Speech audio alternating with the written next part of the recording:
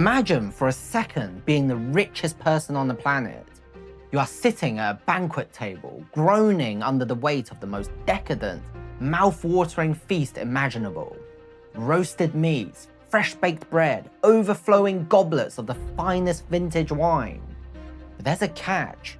You can't eat a single bite. You can't drink a single drop.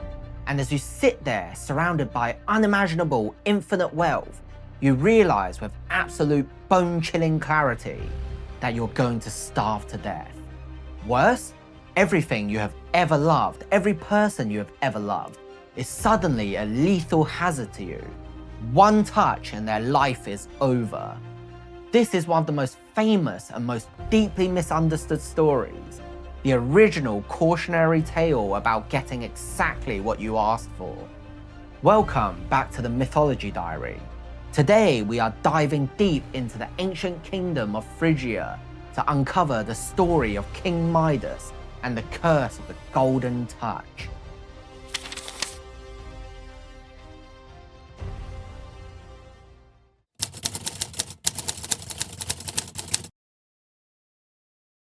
So let's set the scene.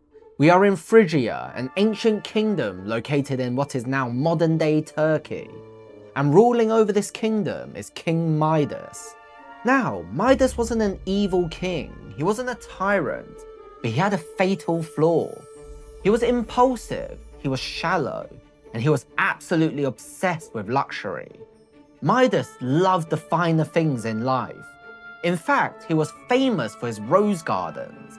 Legend says these gardens grew naturally, with each flower boasting 60 petals and a fragrance sweeter than any other flower on earth. Midas lived for beauty and he lived for wealth.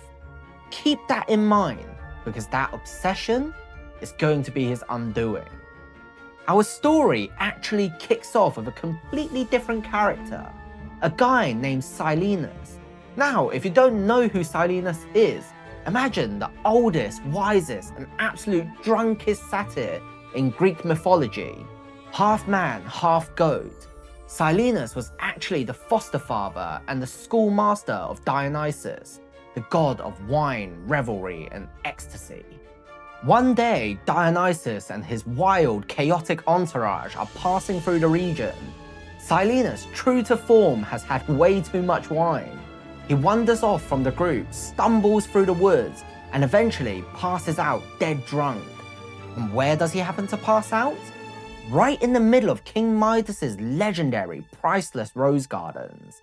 The next morning, some of Midas's peasant farmers find this snoring, hungover half-goat man crushed into the prize-winning roses. They bind him up with a wreath of flowers, and they haul him before the king. Now, a lesser king might have punished this trespasser. But Midas? Midas recognizes Silenus. He knows exactly who this is. And more importantly, he knows who Silenus is connected to. So, Midas makes a brilliant PR move. Instead of throwing Silenus in a dungeon, he throws him a party. For 10 days and 10 nights, Midas treats this satyr like absolute royalty. We're talking non-stop feasting, music, dancing, pouring the finest wines in Phrygia. It is a legendary party. Finally, on the 11th day, Midas personally escorts the very happy, very hungover Silenus back to the neighboring region of Lydia and safely hands him over to Dionysus. Dionysus is thrilled. He loved his old tutor, and he is genuinely grateful to Midas for taking such good care of him. So, the god turns to the mortal king and makes an offer that will make anyone's heart stop. Name your reward, Dionysus says. Whatever you want, consider it done. This is the moment, the crossroads. Think about what you would ask for. Wisdom? Immortality? Endless health for your family? Peace for your kingdom? Midas doesn't even hesitate. He doesn't think 2 steps ahead. Remember what I said about his fatal flaw? His mind immediately races to his obsession. Wealth, luxury, status. Midas looks at the god and says, "Make it so that everything I touch transforms into solid gold." Dionysus grants the wish. A promise is a promise. But Dionysus was sad. The god of wine, a god of chaos and wild nature, looks at this mortal and feels pity because he knows exactly what Midas just did to himself. He gave him the gift, mourning that Midas hadn't asked for something better. But Midas doesn't see the pity. Midas is ecstatic.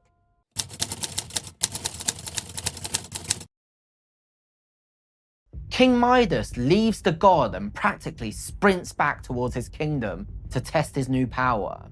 He's walking down a dusty road, and he reaches out and snaps a green twig off an oak tree.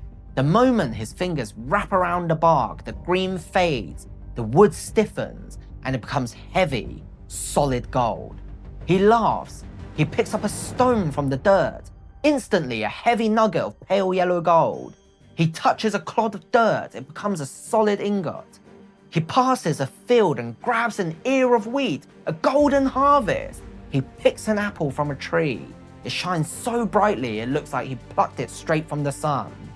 He arrives back at his palace completely drunk on power. He touches the massive wooden doors of his estate. Gold. He washes his hands in a fountain. The water slipping through his fingers turns into a shower of golden droplets. He is undeniably the most powerful, wealthy man to have ever lived. He has conquered nature. He has conquered poverty. But it's been a long journey, and Midas is hungry. He commands his servants to prepare a massive banquet, the ultimate feast to celebrate his new godlike status. The servants rush to comply, laying out a spread of roasted meats, fresh fruits, bread, and wine. Midas sits at the head of the table. He reaches out for a piece of bread. His fingers press into the soft, warm crust, but it doesn't yield. There's a metallic clink. He looks down. The bread is a heavy, rigid block of metal. The intricate grooves of the crust are perfectly preserved in cold, hard gold. A chill runs down his spine. But maybe it was just a fluke. He reaches for a piece of roasted meat.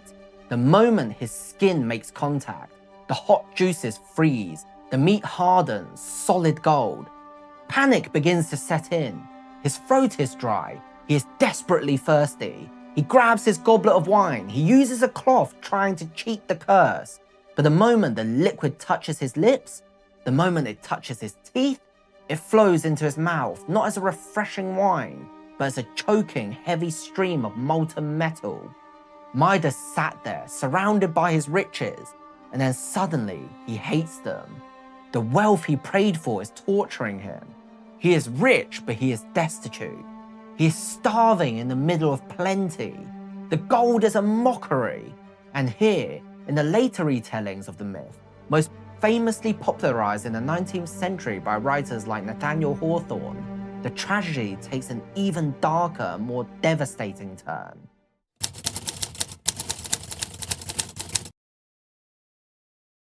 Midas has a daughter. In some versions, her name is Marigold. Seeing her father in distress crying at the banquet table, she runs into the room. She doesn't understand what's happening. She just sees her dad in pain. Before Midas can stop her, before he can scream for her to stay away, she throws her arms around his waist to comfort him. Midas feels her warmth for exactly 1 second. And then, the terrible, heavy cold sets in. He looks down. The color has drained from her cheeks. Her hair is frozen into rigid yellow strands. The tears on her face are solid golden pearls. His beautiful, living, breathing daughter is a statue, a monument to his own greed. Whether it was the slow, agonizing realization of starvation or the gut-wrenching loss of his child, the result is exactly the same. Midas is trapped. He has built his own golden prison and there's no way out. Terrified, starving, and broken, Midas throws himself to the ground. He raises his golden, glittering hands to the sky and begs. He prays to Dionysus. "Forgive me," he cries. "I was a fool. Take away this glittering disaster. Take away this curse." Now, the Greek gods are not exactly known for their mercy. Usually, if you mess up, you're doomed. Just ask Sisyphus or Tantalus. But Dionysus hears Midas, and surprisingly, he shows grace. He sees that Midas's repentance is genuine. The king has finally learned his lesson. Dionysus's voice booms down to the weeping king. He tells Midas that if he wants to wash away the golden touch, he must leave his palace. He has to travel to the source of the River Pactolus. He must plunge his head and his hands into the rushing water and let the current wash the magic away.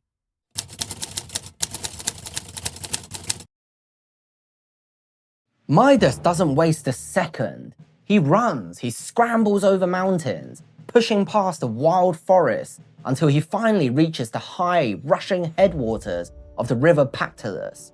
Without hesitating, he throws himself into the freezing water, and as he submerges his hands, something incredible happens. The magic bleeds out of his skin. A shimmering, bright yellow dye seems to wash off his hands and dissolve into the river current. The water catches the sunlight, glittering and glowing as the curse transfers from the king of Phrygia into the waters of the earth. Midas climbs out of the river, gasping for air. He reaches out and touches a handful of wet sand on the riverbank. It stays sand. He touches a blade of grass. It bends soft and green under his finger. He is cured. The curse is broken. Now, here is one of my favourite parts about this myth. Mythology was often used by ancient people to explain the natural world around them. Why the sun rises, why the seasons change. The River Pactolus was a real river in the ancient world, and historically it was unusually rich in electrum, a naturally occurring alloy of gold and silver. This river actually helped fund the incredible wealth of the later kingdom of Lydia. So, when ancient people saw the glittering gold dust in the sands of the River Pactolus, they didn't just see geology, they saw the remnants of King Midas's curse. They believed the gold was there because Midas had washed his hands in that very water centuries before. It's a brilliant, beautiful way that myth and geography intertwine. Midas returns to his kingdom. He has his life back. In the versions where his daughter survived, he is able to wash her with the river water, bringing her back to life. But the Midas that returns to the throne is a changed man. He abandons his massive, ostentatious wealth. He develops a deep hatred for luxury and riches. Instead, he retreats to the countryside. He spends his days in the woods worshipping Pan, the god of nature and the wild. He trades a palace of gold for a canopy of trees. Of course, knowing Midas, his poor judgment wasn't entirely cured. Later on, he ends up judging a music contest between the god Apollo and the god Pan. Makes the wrong choice, and Apollo gets so mad he turns Midas's ears into the ears of a donkey. But well, that's a story for another video. The story of the golden touch has survived for thousands of years for a reason. It's the ultimate reminder that the things we think will solve all our problems, wealth, status, material power, can easily become the very things that destroy us. Midas thought he was mastering the world, but in reality, he was stripping the world of its life, its warmth, its humanity. He learned the hard way that a warm loaf of bread or the simple touch of someone you love is worth infinitely more than a mountain of solid gold. I hope you enjoyed diving into this myth as much as I enjoyed telling it. If you want the most fascinating stories mythology has to offer, make sure you hit that subscribe button so you never miss an entry in the Mythology Diary. Until next time, be careful what you wish for. See you in the next one.